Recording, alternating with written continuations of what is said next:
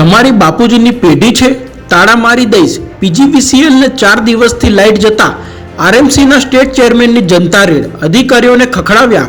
મને કોઈના બાપથી ફેર નથી પડતો, એફઆઈઆર કરવી હોય તો છૂટ। સુરત એરપોર્ટ ઓથોરિટીની ગંભીર બેદરકારી, રનવે પાસે 200 મીટરમાં ઘાસ સળગ્યું, 7 ફાયરની ગાડીએ માંડ આગને કાબૂમાં લીધી।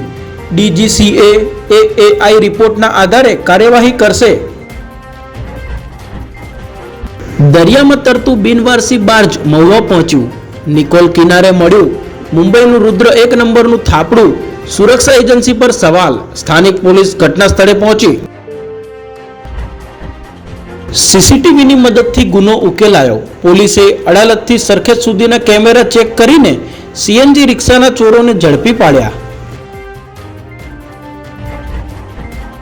નડિયાદમાં મુખ્ય કાસ પરથી દબાણો દૂર, સિટી જીમખાના પાસે જેસીબી દ્વારા દબાણો તોડાયા, દારૂ બનાવવાના સાધનો પણ મળ્યા।